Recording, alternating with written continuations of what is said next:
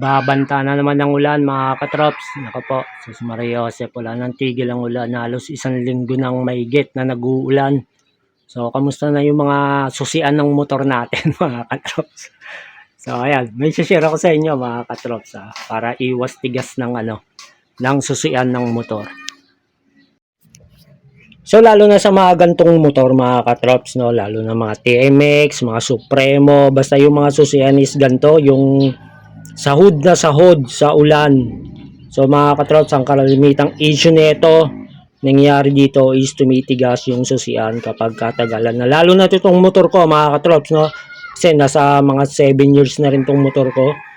So, yan, ang ano niyan, ang nagiging issue niyan is kapag siya nabababad sa ulan, ginagamit ko, tumitigas yan. Halimbawa, nagamit ko ngayon, no? Ngayong araw na to, ngayong umaga.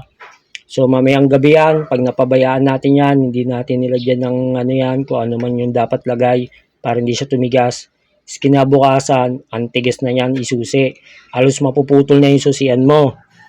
So, may nagawa akong paraan dyan. So, halos, isang linggo na mahigit na nag-uulan, pero, ayan, hindi siya tumitigas, mga katrop. Ayan. So, swabe pa rin siya.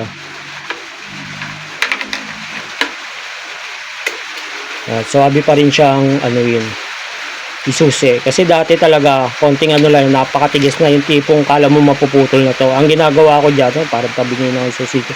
Ang ginagawa ko dyan is nilalagyan ko siya ng langis dito. Tapos binababad-babad ko lang na ganyan-ganyan. Para lumambot ulit siya.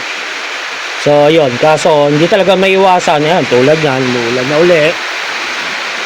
So, halimbawa, kung gagamitin natin is ito yung diskarte dyan mga katrops, no? Para hindi siya mababad. May DIY tayo dyan mga katrops. Ito ating DIY. DIY cover. Yan mga katrops. Yan. Oh. At least kahit umulan ng malakas mga katrops, hindi siya basta-basta papasukin ng ulan, no? Dito lang sa mga gilid na to. Hindi siya doon mismo nagagapang yung tubig. Kahit papaano, nasubukan ko na to. Sobrang lakas ng ulan. Ito yung video, yung bumiyaya ako, nagamit ko to. Kinagabihan, kinabukasan, so wala. Hindi man lang siya tumigas. Wala akong nilagay. Hindi siya tumigas. So ayan, success yan mga katrops, no? So siguro pagka tumigil kayo, gawa na lang kayo ng paraan kung ano pwede nyo ipantakip dyan para hindi siya talaga totally bababad sa ulan. Kasi yan talaga nagiging problema sa mga ganyang susian. Eh wala naman tayong paraan dyan para ng pantakip, lalo na pag kung gamit mo may susi, lalagyan mo lang takip. So ayan lang, naisip ko, pero effective to mga trops ha. Hindi ko to i-share sa inyo kundi effective to. So yun mga katrops, bali konting tip ko lang yon. Bahala kayo kung gagawin nyo hindi, pero para sa akin is effective siya, kaya i-share ko sa inyo, no? So yan, mula na naman. Paano mga katrops, hanggang dito na lang. Bye bye.